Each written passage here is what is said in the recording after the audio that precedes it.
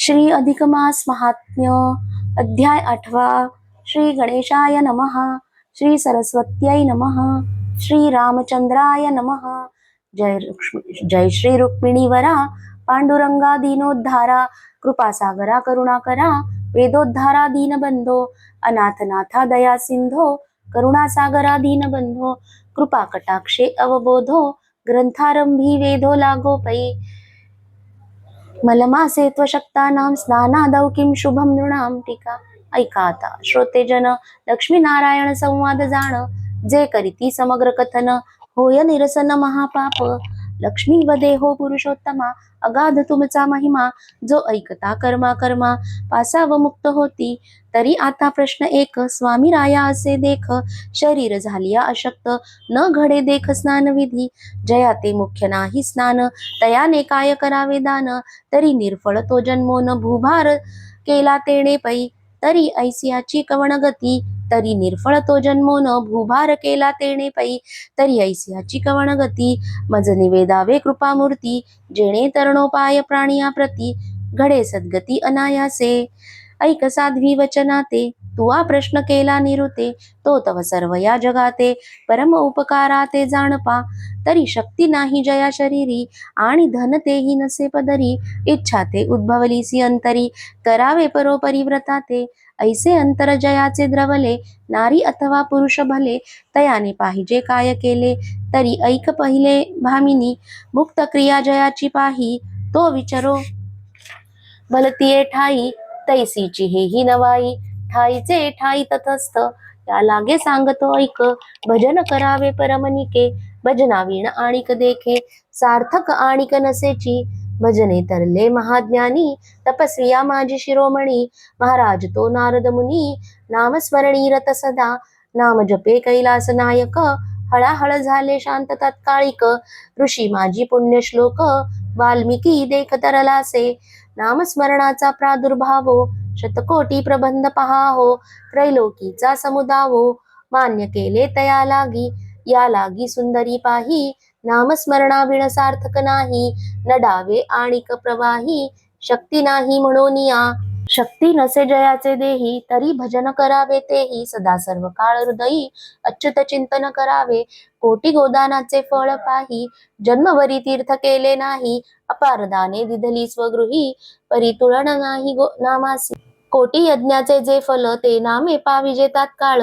ऐसे हे नाम सुफळ कोणी न भजे तया ते फुकाचे मुखी नाम घेता काय वेचे हो तत्वता अथवा निमिष देख आठविता यदुनायक या विण आणिक नसे काही म्हणून अशक्त पुरुषा ते पाही हरिभजना वीण काही दुसरे सार्थक नाही न पडावे प्रवाही आणिक जरी झाले पापाचे डोंगर नारी हो अथवा नर पाप क्षाळना ते आण विचार नाम निर्धार बोलिला असे या कलियुगी जाणल तिके घडतील अनंत पातके स्त्री हत्या बाळ हत्या देखे भ्रूण हत्या महापाप मात्रागमनी मातृहत्यारी भगिनी श्रुषागमनी निर्धारी शेखी तयाचा जो वध करी पाप अघोरिया नामे गुरु हत्या पितृहत्या जाण गो हत्या अभिलाषी जोधन मांसाहारी मद्यप्राशन निंद्य जाण विप्रासी ही महत पापे सांगितली क्षुद्र पापे नाही गणली नामे नाश होती सकळी जेवी होळी तृणाची एते चान्येच पापिष्ठा महापाप मृताश्चये सर्व पापैहि प्रमुच्यते कृष्ण रामेति कीर्तनम. म्हणजे अशा सगळ्या प्रकारच्या पापांचा नाश केवळ कृष्ण रामाच्या कीर्तनाने होऊ शकतो. म्हणून सदैव ते नाम आपल्या मुखात असावे.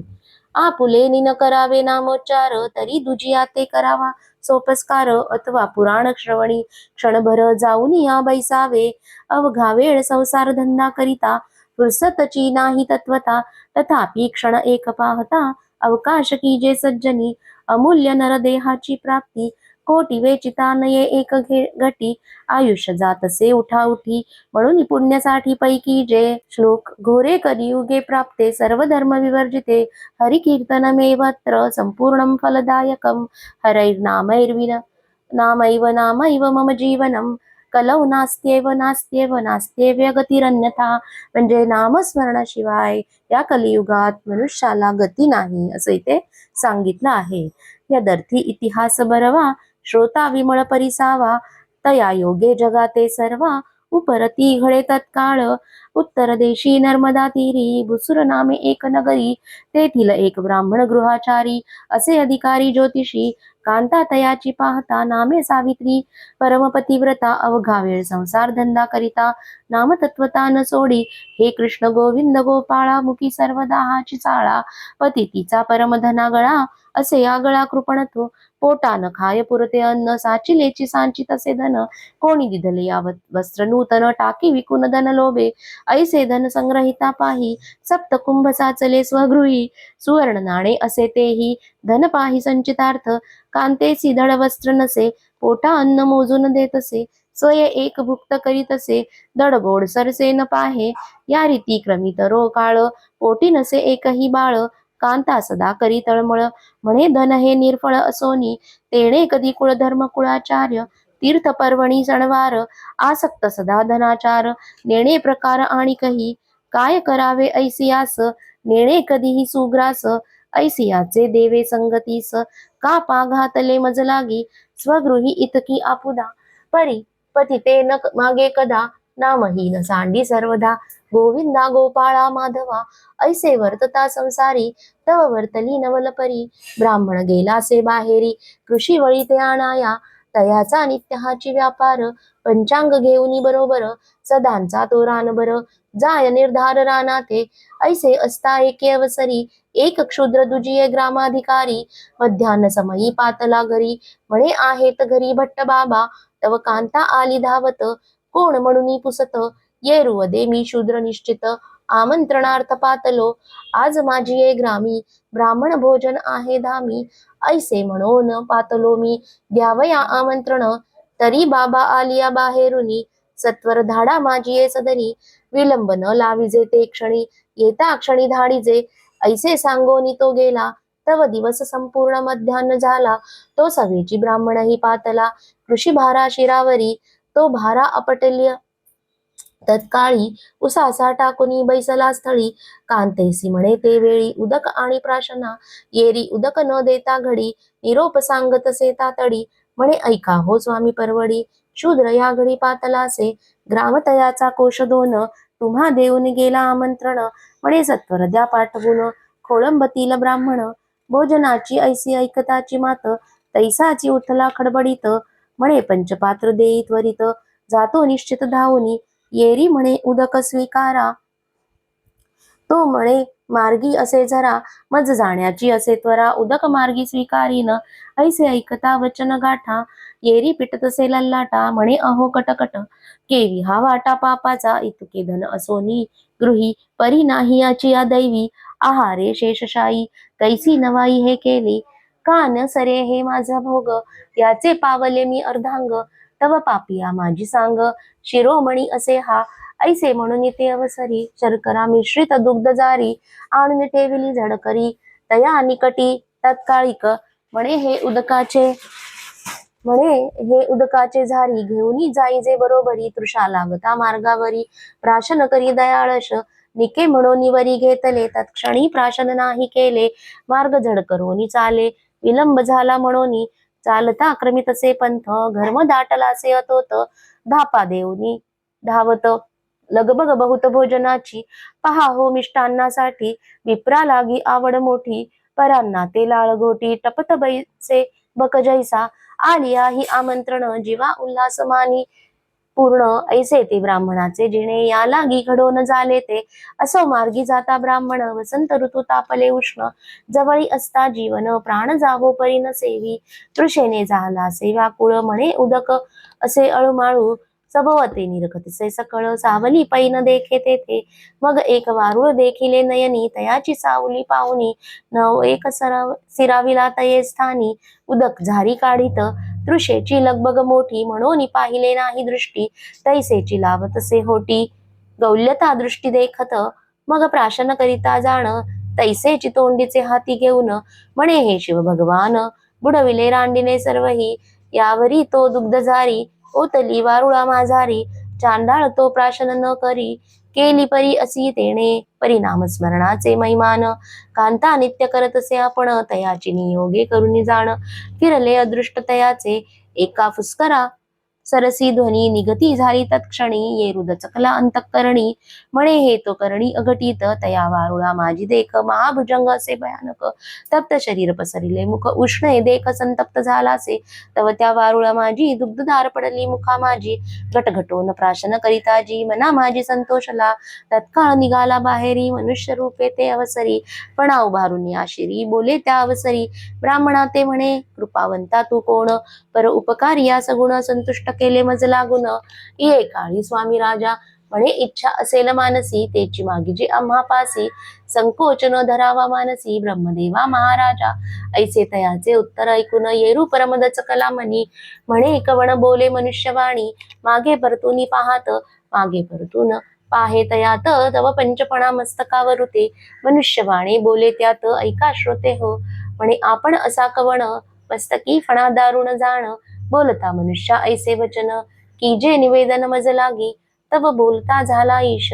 म्हणे मी तव असे शेष, संतुष्ट झाले मानस. दुग्ध प्राशने तुझिया, या लागी झालासे प्रसन्न. इच्छा असेल ते मागे वरदान, येरू करी हास्यवदन. म्हणे हे तो विंदान कांतेचे. ऐके महाराजा ये अवसरी, कांता आमची असे घरी. ती ते पुसोन झडकरी, येतो मागे माघारी परतोनी. तियेची इच्छा असे काय, हे तो मज ठाऊके न होय. ही तुका केला जो उपाय, तो पर्याय तियेचा असे पै. मी परतून मागुता येता, पण स्थिरावे समर्था. येरू तथास्तु म्हणून तत्वता.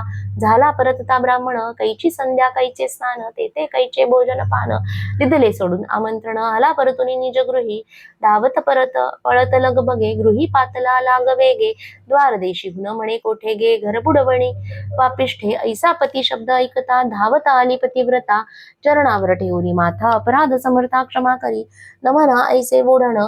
तुझे न देखो पै जाण, तत्कालची शांत होऊन क्रोध निघून पै गेला. मग समूळ वृत्तांता ते सांगता झाला ती येते. तुवा दुग्ध झारी निरुते, दिदली प्राशना मज लागी. उदक म्हणून पय दिले, क्रोधे मी तो नसो प्राशिले. म्हणून वारुळी उलंडिले, ते प्राशिले भुजंगे. तत्काळ मनुष्य रूप धरून, प्रसन्न झाला मज लागून. पुसावया तुझ कारणे, आलो धावून तत्काळी. तरी काय इच्छा असेल मानसी, तेची माग तू तयासी. ऐकून असे वचनासी, येरी मानसी चाकाटली.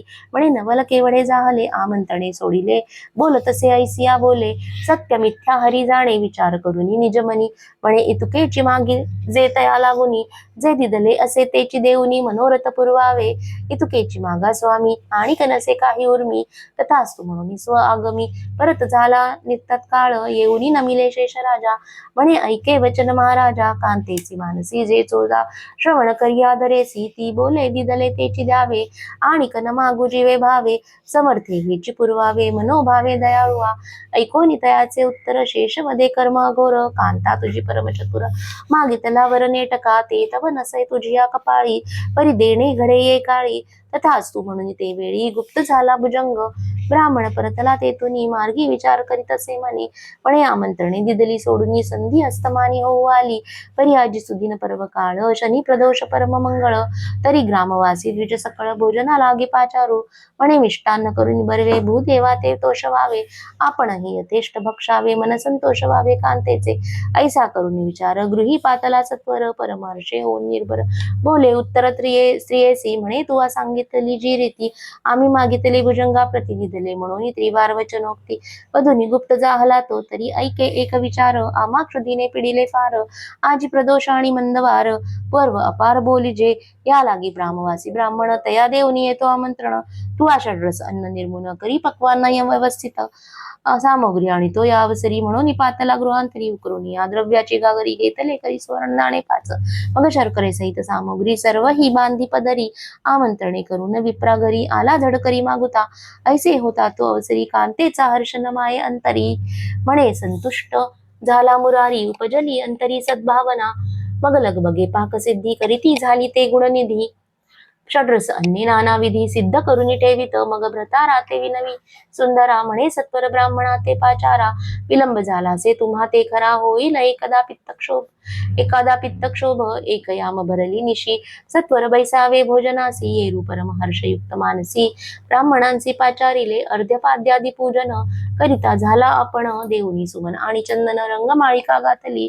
विस्तीर्ण मांडली कर्दळी पात्रे. दीप उजळून या पवित्रे, कणा रांगोळी निरांजन पात्रे प्रतिपात्रे ठेविलासी मग सरसावनीय चळाते वाढी तसे पक्वांना ते जोडून या बद्ध हस्ताते ब्राह्मणा ते वाढी तसे म्हणती ब्राह्मण नवल काही कधीच ऐसे देखिले नाही अप्रूप आजीची नवाई भाग्य आमुचे उदेलेले असो ब्राह्मण होऊन निवाडे मग अर्पून त्रयोदश गुणी विडे दक्षिणा देतसे अति कोडे सुवर्ण नाणे प्रत्येका एक कांतेनेही भोजन सारिले म्हणे आजी परमभाग उदेले सावकाश भोजन झाले भूसुर आले गृहासी मग तो ब्राह्मण धन संचय सत्कारणी करिता झाला व्यय समयी अतीत आलिया पाहे नवे विन्मुख तया ते ऐसी धरिता सद्वासना पापा ते झालीसे क्षाळना झाली पुण्याची गणना पतिव्रतांगना तयाची कालांतरे करून उभयता पावती झाली मोक्षपंथा ऐशी नामस्मरणाची वार्ता तुम्हा सर्वथा निवेदिली कथा हे गोड ऐकली म्हणून दृष्टांती असे योजली